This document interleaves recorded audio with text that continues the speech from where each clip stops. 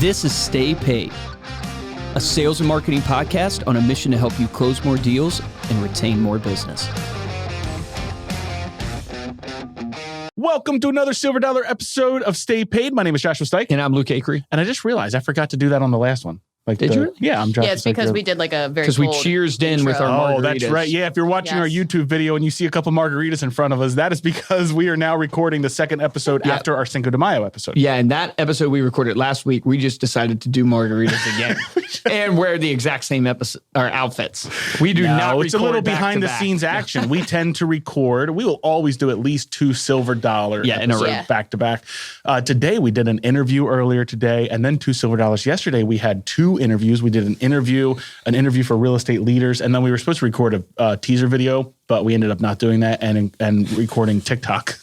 Yeah, TikTok content. Check us out on TikTok, ladies and gentlemen. We're trying the trending sounds on TikTok to see how it goes. But no, this is a special episode. This is episode 350. So we are going to do another questions and answers.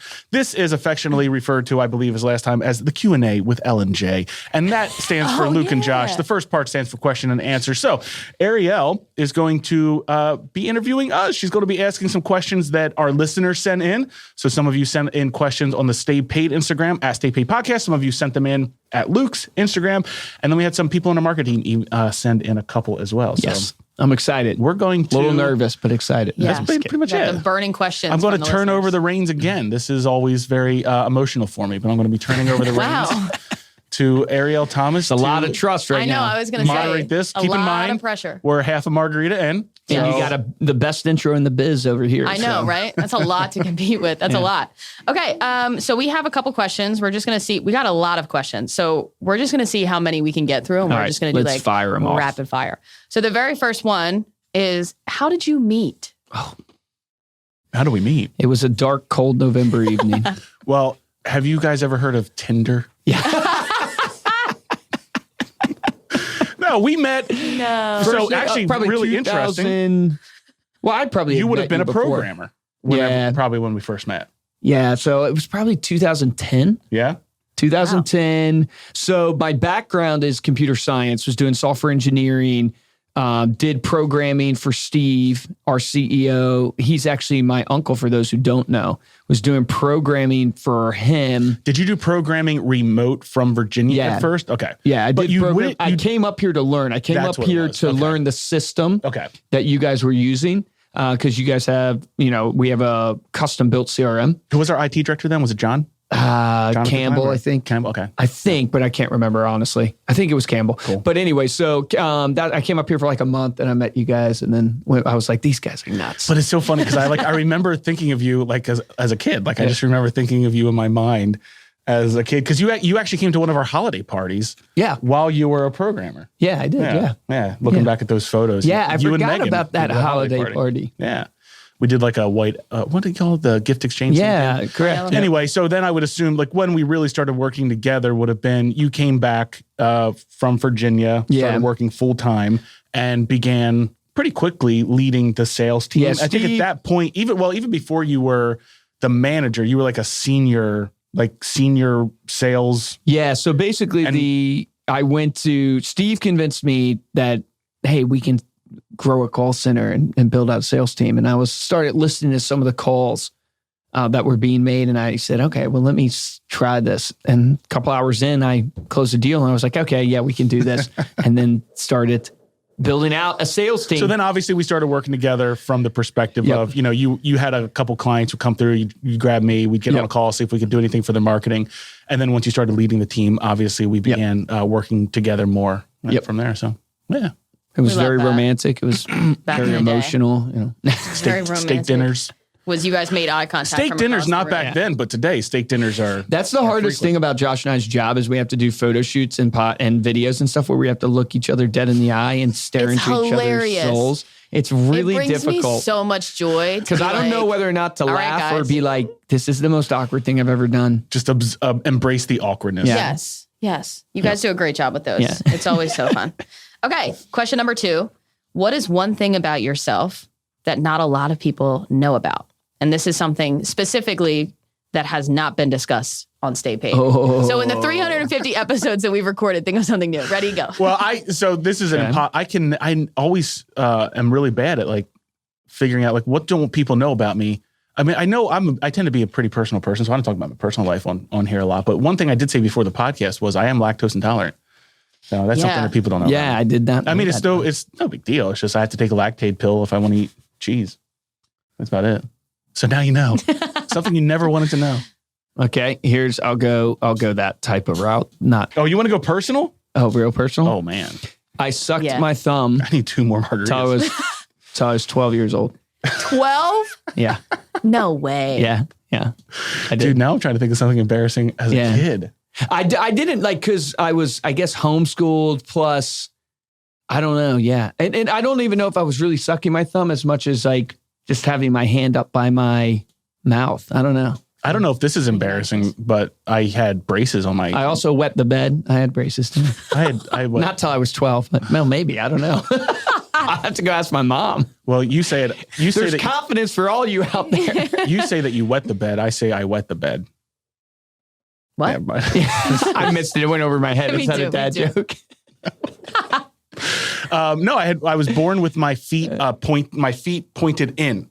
Wow. So like, I don't know if it's hard to explain, but like picture your feet in front of you, just turn them both in towards each other. People are getting a rare insight. And so I had to wear braces to push my feet apart. And I was wearing them around the time that people, toddlers start learning to walk. So I would be walking, clomping in these braces.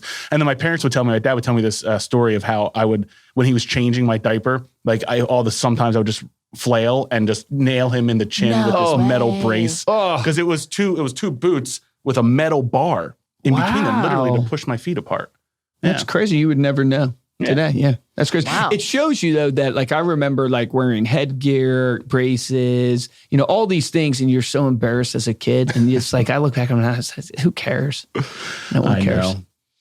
That's wild. I'm learning so much. Like when I go through these questions, I kind of internally think, oh, do I know this question already? Absolutely not. For that one, that's our next Instagram. That's new for me.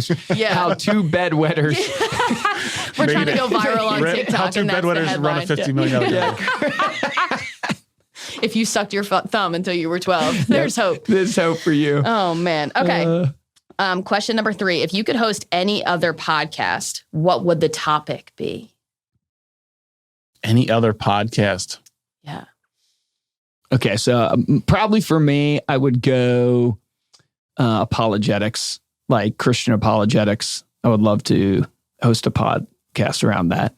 So I have a passion for like apologetics and that type of stuff. I don't know. That's so tough. I tend to jump from hobby to hobby so quickly. Like I've often thought about how fun it would be to do a podcast about X, like whatever I'm currently into. Mm-hmm.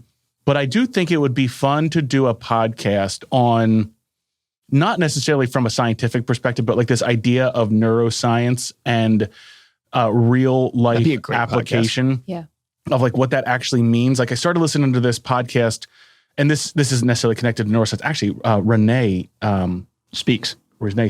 Rodriguez. Yeah. He has a podcast on neuroscience, and it's absolutely fascinating. But like, I love anytime someone on the Joe Rogan show comes on and talks about that kind of stuff. Like, that stuff always gets me. Yeah. I also started listening to this, and kind of this goes along with it, but also finding these really unique stories of people that change things that like you've never heard of. Like I started listening to this podcast by the author of Moneyball, Blindside, Michael Lewis, I think is his name. He just wrote a new book. And that's basically what he does, is these dramatizations of these stories that like nobody heard. Like he did a story on the guy that basically figured out how to find people lost at sea. So up until this point, no one had ever actually calculated how things drift in the ocean and different objects. So different objects will drift differently. Bodies will drift differently than objects, than boats, whether the boat's capsized, if it's capsized on the left or capsized on the right.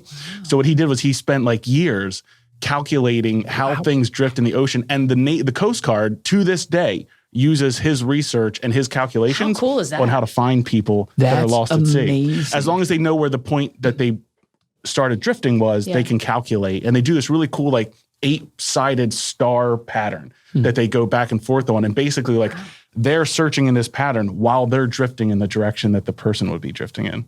Wow. Isn't that interesting? Whoa, that is really cool. And it shows you, man, there's so many different people out there that have spent their lives doing research. And it sparks, I mean, I like it because it sparks your own creativity. Yeah, that's amazing. That's so cool. That's awesome. Okay, next question is, what does success mean to you? And what does it look like? That's a thinker. Yeah, that's a great one. It'd be hard to describe. I think success looks like freedom. To be able to do what you want to do when you want to do it with who you want to do it with. That's a big one for me. I think success to me looks like impact, contribution, service. So, you look back on your life. Was it a successful life? Was it a life of impact? Did you impact people positively, lift them up versus put them down? And then probably, maybe most importantly, success looks like relationships, healthy relationships. So you have a bunch of people that you love and that love you. I think that's how I would describe it. I like impact. That's really good. Having, being able to look back and I think, if you can have a positive impact on people's lives, you're certainly seeing success. I would say, I think my take on this has changed over the years because I used to be, and I still kind of am. I have a tendency to be a perfectionist. So like my old self would be like getting it right, like getting it perfect, right? If you get it right, it really doesn't matter what you're doing as long as you get it right.